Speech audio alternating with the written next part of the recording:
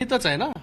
काय 427 साधारणतः किती मतं महाराष्ट्रातील खासदार ऑपरेशन टायगरचा काय- 427 मतदान हे एनडीएचं होतं, जे हक्काचं मतदान आहे.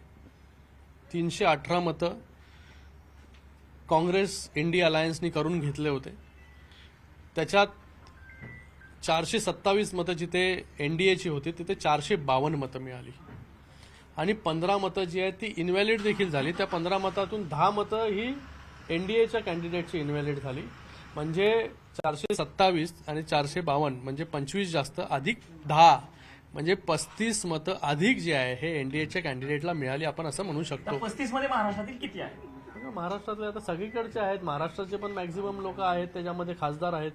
मी म्हणालो तुम्हाला की ऑपोजिशन बेंचचे खासदार देखील त्याच्यावर प्रभावित झाले. जे मोदीजी काम करतायत त्यांना देखील नको आहे की जे इंडिया अलायन्स काम करतंय, जे राहुल गांधी ज्या प्रकारे भारताच्या विरोधामध्ये जाऊन स्टँड घेतात बाहेरच्या देशामध्ये किंवा देशामध्ये, हे जे आहे ते त्यांना पण पटलेलं नाहीये. म्हणून त्यांनी आज हे मतदान जे आहे हे एनडीएच्या कॅन्डिडेटला केलेलं आहे. एक प्रश्न उद्धव ठाकरे पक्षाच्या उद्धव ठाकरे खासदार यामध्ये असू शकतात का? सगळेच ते बघा, तुमच्या मी संपर्कात- ऑपोजिशन बोलतोय तुम्हाला, याच्यामध्ये सगळ्याच पक्षाचे खासदार आणि सगळे पक्ष म्हणजे उद्धव उद्धव ठाकरे, ठाकरे, राष्ट्रवादी काँग्रेस पक्ष, बघा, शरदचंद्र पवार, बघा, काँग्रेस, बघा. महाविकास आघाडीमधले कोण सांगते? महाविकास आघाडी. हा, मी तुम्हाला कसं सांगितलं, तुम्हाला सगळं नीट गणित सांगितलं मी तुम्हाला की किती मतं जी आहे ती एनडीएला मिळणार होती, किती मतं जी आहे ती एनडीएला मिळाली.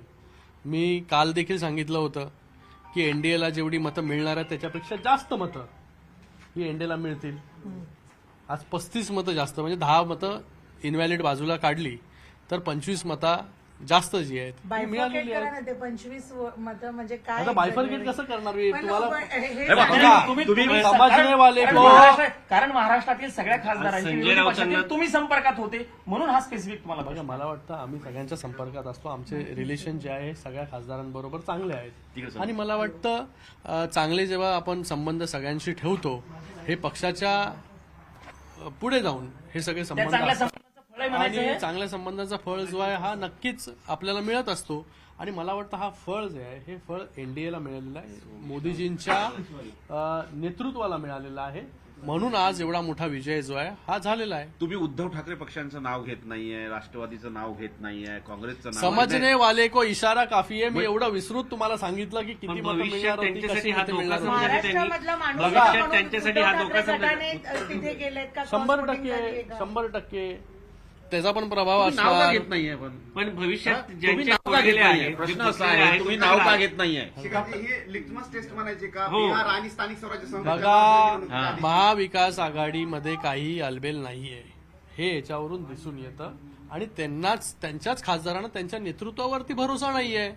म्हणून असं मतदान जे आहे हे त्या खासदारांनी त्या केलेलं पक्षाला आहे. भविष्यातील हा धोका ऑपरेशन टायगरची खूप चर्चा असते, त्याची सुरुवात आहे असं म्हणायचं ऑपरेशन काय? टायगर बाबा, आता मुंबई महापालिका आणि महाराष्ट्रात पण भविष्यामध्ये भविष्यामध्ये त्या पक्षाच्या प्रमुखाला आणि एवढंच बोलू शकतो की भविष्यामध्ये ज्या निवडणुका होतील, आता तुम्ही पाहिलं विधानसभाच्या निवडणुका, या